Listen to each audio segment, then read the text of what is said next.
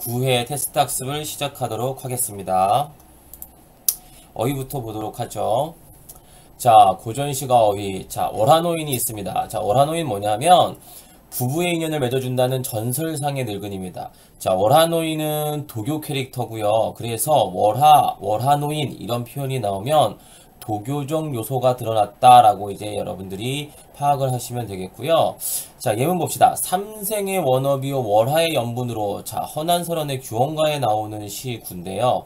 삼생은 전생, 현생, 후생 해서 세 번 태어나는 것이고, 그 원망스러운 업보, 이런 뜻인데, 일단 삼생이 나왔다라는 건 불교의 윤회 사상이 드러났다, 불교적 요소가 드러난다 라고 파악하시면 되겠고, 월화의 연분으로 그러면 월화노인이 이어준 그 인연으로, 월화노인이 남자의 이름과 여자의 이름을 붉은 실로 연결을 해주는 노인인데, 이 월화노인이 이렇게 붉은 실로 이름을 연결해주면 아무리 멀리 떨어져 있어도 꼭 반드시 만나서 부부가 된다라고 하는 전설이죠, 전설. 그래서 월화노인은 도교 캐릭터니까 여러분들 그렇게 알아두시면 되겠습니다.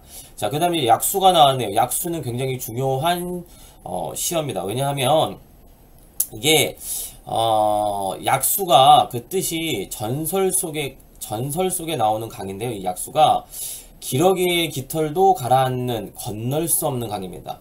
그래서 기러기 깃털조차도 가라앉는다라는 건 그 무엇도 이 물에 뜰 수가 없다라는 뜻이고, 그래서 그 무엇도 이 물을 건널 수 없다. 즉 정리하자면 건널 수 없는 강입니다. 그래서 전설상에 나오는 강이다라고 보시면 되겠고, 이게 이제 어디서 많이 나오냐? 고전시가에서 이별시가에 보면 이별시가에서 이 약수가 가리고 있어서 이제 만나지 못한다 이런 설정이 많이 나오죠. 그래서 이별시가에서 장애물, 방해물 뭐 이런 것들로 설정으로 많이 나오고요.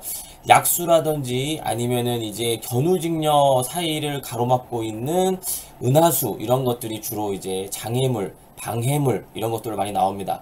예문에서도 보시면 허난설원의 규원가에서 우리님 가신 후에 무슨 약수 가렸간데, 그러면 우리님하고 나 사이에 어떤 약수가 가렸느냐, 약수 같은 게 가려서 우리가 못 만나는 것이냐, 이런 문장이 되겠죠.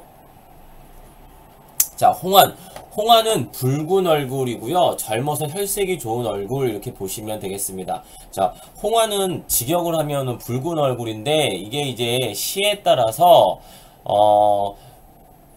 홍화는 어디 두고 백골만 누웠느냐 뭐 이런 식으로 표현이 돼서 백골하고 홍화하고 같이 나오면 백골은 죽은 존재, 홍화는 살아있어서 얼굴에 생기가 돌고 살아있는 사람. 그래서 죽은 자와 산 자를 대비할 때 백골과 홍환을 가지고서 대비할 수도 있고요.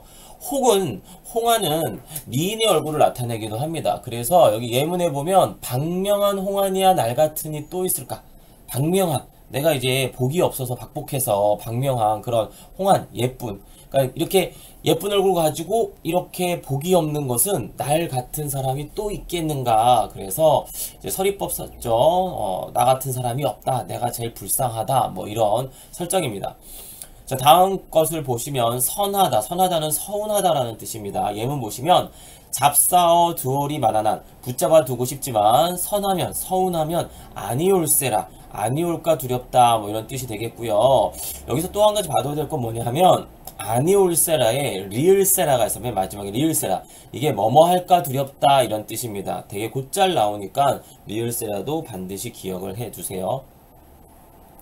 자, 다음 시어는 얼다는 사랑하다라는 뜻인데 약간 육체적 사랑을 염두에 둔 그런 표현입니다. 그래서 황진이 시조에서 어른님 오신 밤이여든 사랑하는 님이 오신 밤이여든 구비구비 펴리라. 이 황진이 시에 보면 동짓달 기나긴 밤을 한 허리를 버여내서 서리서리 넣었다가 구비구비 펴서 쓰겠다. 우리님이 오지 않는 긴 겨울밤, 긴 동짓달, 1년 중에 가장 밤의 길이가 긴 동지죠. 저 그 밤의 시간 일부를 잘라내서 서리서리 넣어놨다가 우리님이 오시면, 사랑하는 님이 오시면 구비구비 펴서 그 시간을 사용하겠다 뭐 이런 설정이죠. 자, 다음 표현은 벽이다는 우기다, 모함하다 이런 뜻입니다. 자, 예문에 보시면 벽이더시니 뉘러시니까 우기던 사람이, 모함하던 사람이, 나를 모함하던 사람이 누구입니까? 이런 표현입니다. 그래서 이렇게 좀 유배 가사나 뭐 이런 유배 문학 같은 데 보면 내가 모함 받았다라고 생각하는 작품에서 덜어 나오니까 기억을 하세요. 자, 그 다음에 느끼다는 흐느끼다, 흐느끼다라는 뜻입니다. 그래서 예문에 하 어척 없어서 어이 없어서 흐느끼다가 글이 되었다 뭐 이런 뜻이 되겠고요. 자, 이슷하다, 비슷하다 이런 뜻입니다. 정서의 정과정에 나오는 이제 구절인데요. 산 접동새 난 이슷하여이다. 그러면 산 접동새와 난 비슷하다 이렇게 독해하시면 되겠습니다. 자, 그 다음에 혀다는 이제 켜다라는 뜻인데 악기를 켜다 할 때도 이렇게 표현하고 불을 켜다 할 때도 이렇게 표현을 합니다. 그래서 예문에 보시면 첫 번째 예문에 2월 보름에 아으 높이 켜놓은 등불 같구나 다호라는 뭐뭐 같다 이런 뜻입니다. 자, 두 번째 예문에 사삼이는 사슴이 집대에 올라서 장대에 올라가서 해금을 혀거를 해금 켜는 것을 들어라 이런 뜻인데 사슴이 장대에 올라가서 해금을 켜다 이제 일단은 혀다가 악기 해금이라는 악기를 켠다라는 뜻이 되겠고 사슴이 장대에 올라가서 해금을 켠다라는 건 요건 해석이 여러 가지 해석이 있습니다. 사슴이 장대에 올라가서 해금을 켠다는 게 말이 안 되니까 그만큼 기적이 필요하다 나의 힘든 삶에 기적이 필요하다라고 해석할 수도 있고요. 사슴 분장을 한 광대가 장대에 올라가서 해금을 켜는 것을 들어라. 그래서 이 광대의 악기 연주 소리를 듣는다라는 건 이제 위로가 필요하다 이런 뜻으로 해석할 수도 있고요. 사람이 장대에 올라가서 해금을 켜는 건데 그거 사람이 장대에 올라가는 것에 대한 오기 잘못된 기록이다라는 해석도 있습니다. 근데 이제 세 번째 해석도 역시나 사람이 장대에 올라가서 해금을 켜는 것이라고 본다면 역시나 이제 위로가 필요하다 이렇게 볼 수가 있겠죠. 그래서 그 고려가요의 청산별곡에 보시면 이런 구절이 나오는데 청산별곡 자체가 시적 화자가 굉장히 힘든 삶을 살아서 청산으로 청산이 이상향일 수도 있고 도피처일 수도 있습니다. 그래서 그곳으로 가면서 읊은 구절이라서 그만큼 이제 위로가 필요하다 이런 설정입니다.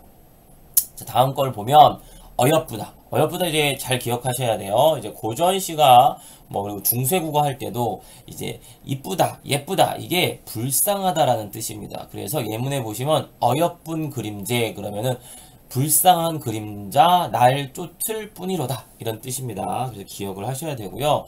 우리가 훈민정음 서문에 보면 어리다와 어여쁘다 어여삐 여겨 이런 표현이 나오는데 어리다는 어리석다 어여쁘다 이쁘다는 불쌍하다 이런 뜻입니다. 꼭 반드시 기억을 하십시다.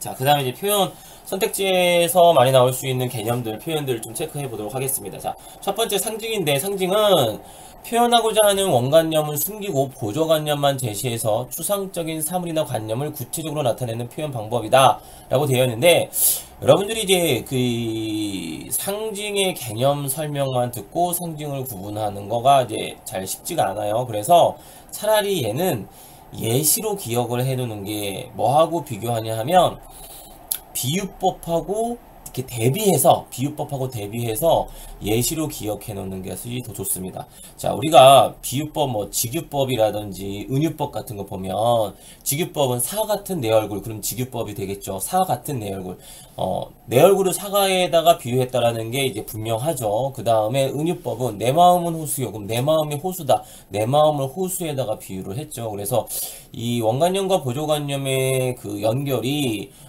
분명하고 확실하다라고 볼 수가 있겠는데 상징은 좀 어떤 느낌이냐 여러분들이 상징하면 한용운 시인의 님의 침묵을 떠올려 보면은 가장 그 느낌이 확실합니다. 한용운의 님의 침묵에 보면 님은 같습니다. 사랑하는 아이님은 같습니다 했을 때 한용운 시에서 그 님이 무엇이냐 이제 여러 가지로 해석될 수가 있겠죠. 시 자체로만 보면은 시적 화자가 사랑하는 사람인데 이게 상징하는 바가 뭐냐 하면 여러 가지 이제 해석이 가능합니다. 그래서 시인인 한용운이 스님이기 때문에 여기서 이제 님은 부처나 중생을 의미한다 이렇게 해석할 수도 있고요.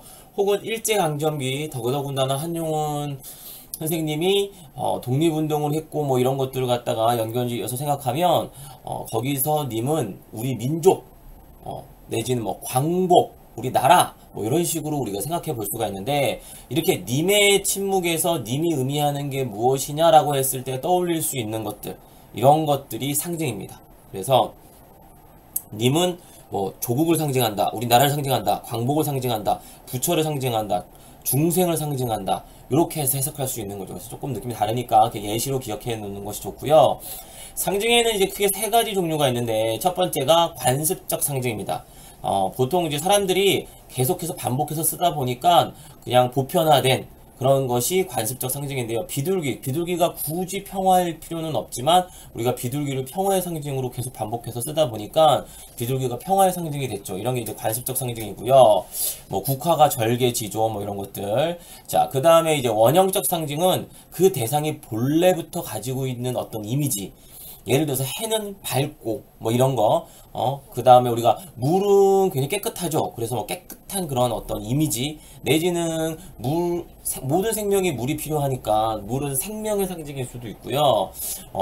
물로 깨끗이 무엇인가를 씻어낼 수 있으니까 뭔가 정화의 상징 뭐 이런 것들 그 대상이 본래부터 가지고 있다라고 여겨지는 거 우리가 그 대상을 보면은 그냥 기본적으로 누구나 생각해낼 수 있는 거 이런 것들이 원형적 상징입니다. 그다음 개인적 상징은요. 시인이 본인의 작품에서 반복적으로 사용을 해서 그 작품의 그 시인만의 어떤 개성적인 그러한 상징 그것이 개인적 상징이다 뭐 창조적 상징이다 뭐 이런 식으로 우리가 표현을 합니다. 자, 그래서 예를 들어보면 예문에 이성부의 벼가 있죠. 벼는 서로 어우러져 기대고 산다라는 표현이 나와 있는데 이성부의 벼는요 공동체 의식의 바탕을 둔 민중 벼가 민중을 상징합니다. 민중을 상징하고요. 이제 비슷한 걸로 우리가 김수영의 풀이라는 작품이 있는데 거기서 풀 바람이 불 때 바람 때문에 누웠다가 바람보다 먼저 눕고 바람보다 먼저 일어나고 이렇게 표현되어 있는 풀이 민중을 상징한다 이렇게 표현을 하죠. 이런 것들이 이제 상징이고요. 그 다음에 이제 이상하게 빼앗긴 들에도 봄은 오는가에서도 빼앗긴 들에도 봄은 오는가 했을 때 일제강점기 때 저항신이었던 이상화가 쓴 이 시에서 빼앗긴 들은 일제강점기에 우리나라를 가리키는 것이고요. 봄은 광복을 가리킨다. 이런 것들이 상징이다라고 보시면 되겠습니다. 자, 그 다음에 이제 우리가 색채와 관련해서 선택지에 색채라는 표현이 나올 때가 있고 색채 이미지라는 표현이 나올 때가 있습니다. 색채는 어찌됐든 색깔 자체를 직접적으로 언급해야 색채하고요. 색채 이미지는 그 색깔을 직접적으로 언급하지 않더라도 그 색채 이미지를 연상시키면 색채 이미지라고 말을 할 수가 있겠죠. 그래서 예문에 흰 옷고름 절로 향기로워라 그러면은 흰 옷고름에서 흰색이 나왔기 때문에 색채어를 사용했다 이런 표현이 가능하고요. 물론 흰 옷고름에다 대고 색채 이미지라고 해도 당연히 맞겠죠. 자, 그런데 이제 두 번째 예문을 보면 눈은 수천 수만의 날개를 달고 하늘에서 내려와 샤가르 마을의 지붕과 굴뚝을 덮는다라고 했을 때 눈이 흰색이라는 걸 우리가 다 알고 있기 때문에 눈이라는 말만 듣고도 우리가 색채 이미지를 환기할 수 있습니다. 그래서 색채 이미지가 사용되었다라고 하면 맞는 표현입니다. 하지만 요 문장에다 대고 색채어가 쓰였다 그러면 틀린 말이 됩니다. 그래서 색채어와 색채 이미지를 구분하실 수 있으셔야 됩니다. 자, 그 다음에 이제 서사는 뭐냐 하면 시간의 흐름에 따라 사건이 전개되는 게 서사입니다. 그래서 서술 방법으로서의 서사는 뭐 소설, 극, 수필, 뭐 시에서도 약간 어떤 시간의 흐름에 따라서 사건이 전개되는 게 나오는 시들도 있어요. 그랬을 때는 서사성이 있다라고 이렇게 표현할 수가 있겠죠. 그래서 서사는 어떤 서술 방법이고요. 이제 갈래로서의 서사가 있습니다. 우리가 시를 서정이라고 하고요. 수필을 교술이라고 하고 극은 극입니다. 극은 극이고 그렇게 얘기를 할 때 소설을 서사라고 얘기를 합니다. 그래서 갈래로서의 서사는 소설을 지칭하는 것이고 서술 방법으로서의 서사는 시간이 흐르면서 사건이 전개되는 것. 그래서 뭐 만화책에서도 분명히 서사가 존재할 수 있고 영화에서도 서사가 존재할 수 있고 이런 것들이 전부 다 서사다라고 보시면 되겠습니다. 자, 그 다음에 이제 우리가 서술짜기, 편집자전 논평이라는 표현이 선택지에 이제 곧잘 나오는데 요것은 보통 이제 고전 소설 쪽에서 많이 나와요. 현대 소설에서는 잘 나오지는 않고요. 이 서술자 개입이라는 건 뭐냐면 서술자가 등장인물의 심리나 장면을 묘사하는 건 서술자 개입이 아닙니다. 근데 이게 어떤 판단이나 생각, 자기만의 느낌 이런 것들을 서술할 때 서술자 생각에 그런 것들을 서술할 때 우리가 서술자 개입이다, 편집자적 논평이다 라고 얘기를 하는데, 예문을 보시면 일국의 가장 높은 지위로 안에서 난을 일으키니 나라가 어찌 무사하리요. 나라가 어찌 무사하리요 라는 건 서리법이 쓰인 거고, 나라가 무사하지 않을 것이다 라는 거죠. 어떤 판단이죠. 그래서 이거는 서술자 개입입니다. 우리가 서술자 개입이 꼭 서리법일 필요는 없지만, 고전소설에서 서술자 개입이 나올 때 서리법과 같이 나오는 경우가 굉장히 많습니다. 여기서처럼 나라가 어찌 무사하리요 이런 식으로 나오는 경우가 굉장히 많고요. 무조건은 아니기 때문에 좀 주의를 해줄 필요가 있는데, 서리법이랑 같이 실현되는 경우가 굉장히 거의 대부분 그러니까 그것도 좀 참고를 하시면 좋을 것 같고요. 그리고 이제 우리가 고전소설 문제를 풀다 보면 이렇게 그 서술자의 개입, 편집자적 논평이 이제 한 번씩 나오는데, 이거를 고전 수능 모의고사에서 수능에서 우리가 그냥 쓱 읽고 이걸 신경 쓰지 않다가 선택지에서 서술자 개입에 대한 언급이 나오면 그때 가서 다시 찾으려고 그러면 다시 봐야 되고 시간이 되게 많이 듭니다. 그래서 또 급하게 읽다 보면 또 발견을 못하면 내가 너무 급하게 읽어서 다시 발견을 못한 것인가 라고 찜찜함이 남겠죠. 그래서 서술자 개입이라든지 편집자적 논평, 요것은 여러분들이 고전소설 독해할 때 그냥 나오면 바로 거기다가 체크를 하는 그런 습관을 들이는 것이 훨씬 더 이제 시험 때 유리할 수 있습니다. 그래서 항상 그냥 나오든지 안 나오든지 선택지에서 언급이 되든지 안 되든지 여러분들이 계속 체크하는 버릇을 들이고, 그러다 보면 서술자 개입을 잘 찾아낼 수 있는 또 연습이 될 수도 있으니까 그렇게 공부할 수 있도록 하시고요.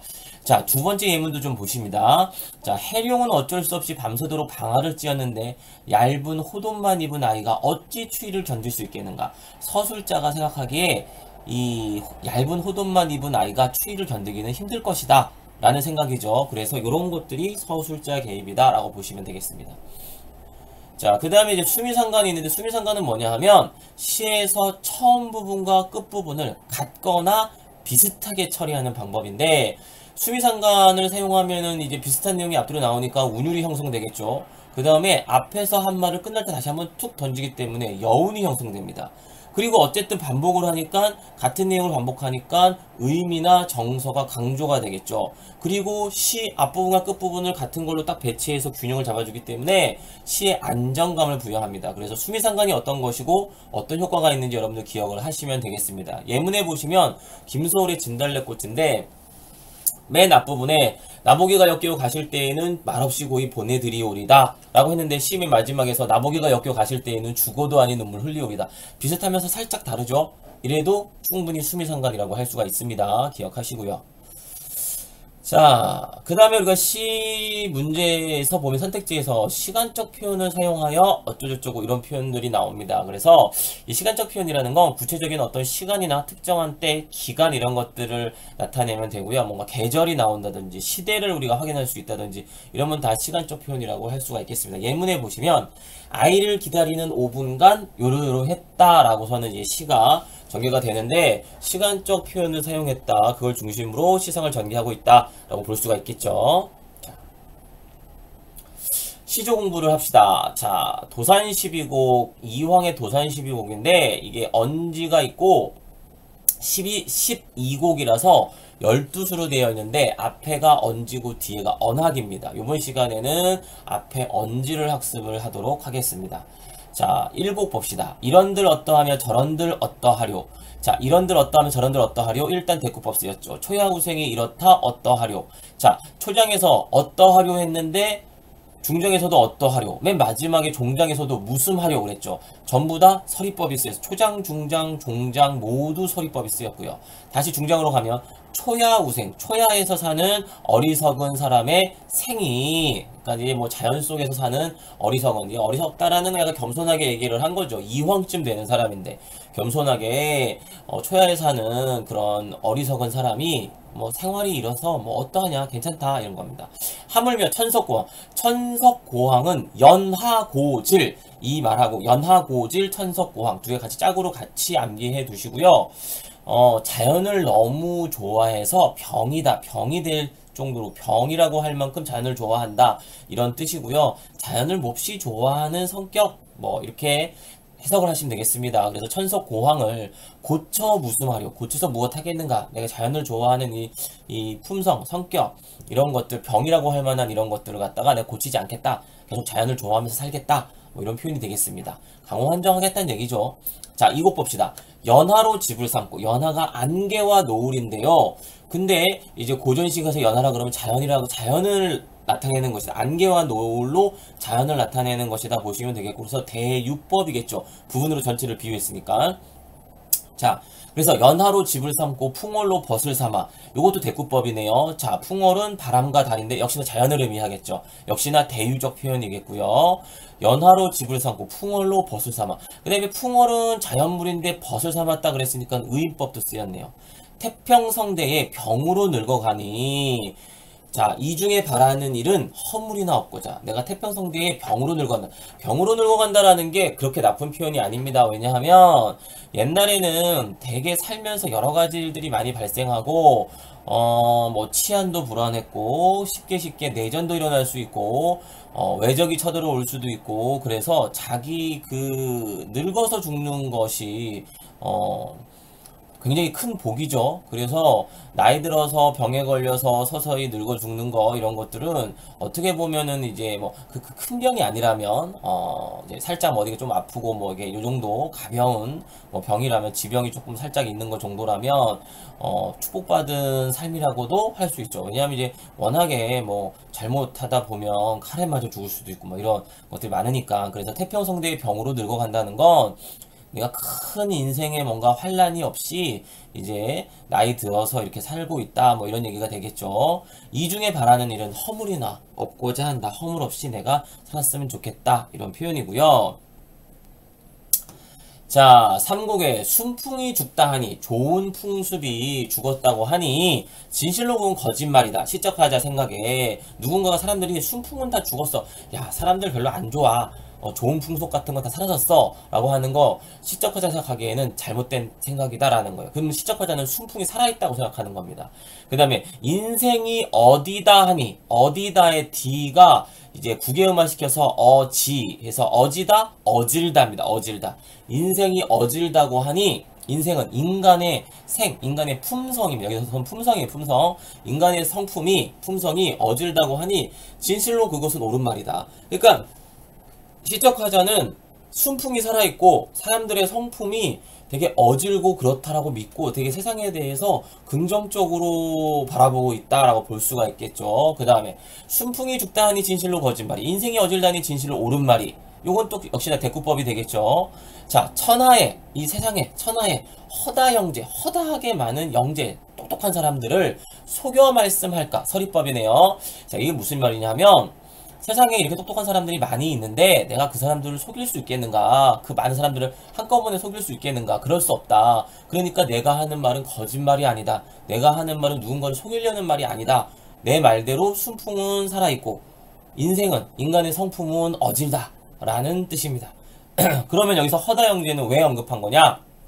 내 말이 진실이다 라는 걸 강조하기 위해서 허다영재를 언급한 거죠. 내 말이 진실이야, 그것을 강조하려고 허다영재를 가지고 온 거죠. 자, 사곡을 봅시다. 유란이 제곡하니, 그윽한 향기가 나는 난초가 제곡, 계곡에 있으니 자연이 듣기에 좋습니다. 자, 그윽한 향기가 나는, 향내가 나는 그러한 난초가 계곡에 있는데 이게 듣기 좋다, 듣기 좋다, 향이 듣기 좋다, 약간 이제 이미지를 변형해가지고 사용한 표현이죠. 뭐 멋스럽게 표현하기 위해서 이렇게 한 걸로 보입니다. 백운이 제산하니, 흰 구름이 산에 있으니 백운 했으니까는 뭐 색채임이 있었네요. 자연이 보기에도 좋다. 그래서 역시나 대꾸법이고요. 자, 듣기 조해, 보기 조해 그랬을 때 조해, 디귿을 써서 좋다, 좋다라고 하면 오늘날의 좋다가 되겠죠. 이게 만약에 지읒을 써서 좋다라고 했으면 깨끗하다라는 뜻입니다. 자, 정리.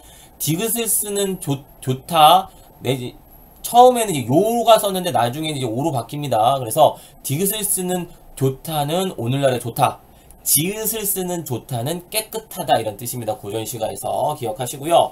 이 중에 피미일인, 피미일인, 저 미일인 아름다운 한 사람을 더욱 잊지 못해. 내가 자연에 있으면서 아름다운 한 사람을 잊지 못한다라고 했는데 이건 임금을 나타내는 표현입니다. 그래서 피미일이는 임금을 나타내는 표현이다 라고 기억을 하시고요. 자, 5국에 산전에 산 앞에 유대하고 대가 있고, 이렇게 이제 우리가 여러분들이 대가 뭐냐 하면 이렇게 나무 같은 걸로 이렇게 사람들이 앉을 수 있는 이런 장소를 만들어 놓은 거예요. 그러니까 예를 들어서 이렇게 생각하시면 편합니다. 정자가 있는데 정자에서 지붕이 없고 그 앉을 수 있는 그 터만 있다라고 생각을 하시면 돼요. 그게 이제 대라고 보시면 되겠고, 그래서 산 앞에 그런 대가 있고 대 하에 대 아래에 유수로다 물이 흐르고 있습니다. 자, 그 자연 속에 지금 시적 화자가 있는 거죠. 때만한 갈매기는, 자, 때를 져서 갈매기들이 오명가명 하거든. 오며가며 할 때에 어떻다 교교 백구는 백구에서 백이 이제 흰색이라는 뜻이고요.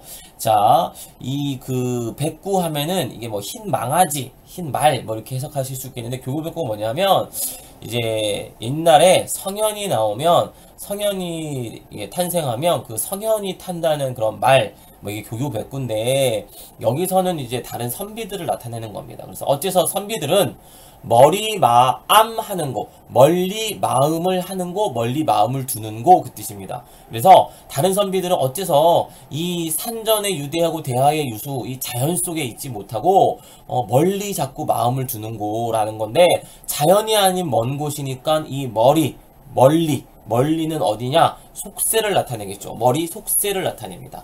자, 기억하시고요. 자, 제6고 춘풍의 화만산하고 봄바람의 화만상, 꽃이 산에 가득하고 추야의 만월대라. 가을 밤에 만월대 대의 달이 가득하더라. 자, 춘풍의 화만산하고 추야의 만월대라. 대꾸법이네요. 사시가흥이, 봄, 여름, 가을, 겨울 사시의 아름다운 그 흥치가 사람과 한 가지다. 자연의 그런 어떤 모습과 사람의 흥치가 한 가지다, 그 뜻이고요. 하물며 어양연비 운영청광이야. 어양연비 운영청광은 사실 여러분들이 이제 이거는 암기해두기가 쉽지는 않습니다. 그래서 보통 고전시가 문제가 나올 때 이 정도는 각주가 항상 나옵니다. 그렇게 기억해 주시면 되겠고, 혹시라도 내신 시험범에 들어갔을 때는 암기를 해야 되지만 모의고사 때는 이런 건 해석이 나옵니다. 어양연비, 물고기가 뛰고 솔개가 날고, 운영청광, 구름이 그늘짓고 태양이 빛나는 것. 그러니까 자연의 그럼 여러 가지 모습이겠죠. 하물며 이런 모습이야. 어느 그지 있을꼬, 어느 끝이 있겠는가. 자연의 이런 아름다움이 끝이 없을 것이다. 그러니까 결론은 이제 강호한정하자라는 얘기고요. 자연은 이렇게 변함이 없는 존재다라는 거예요. 자, 다시 어양연비 운영청광이다 라고 표현한 건 이제 그러면서 어느 끝이 있을꼬, 서리법 썼네요. 끝이 없다라는 표현은 자연의 영원성, 불변성, 그런 것들도 드러냈다라고 볼 수가 있겠죠. 자, 정도 해서 우리가 학습하시면 되겠습니다.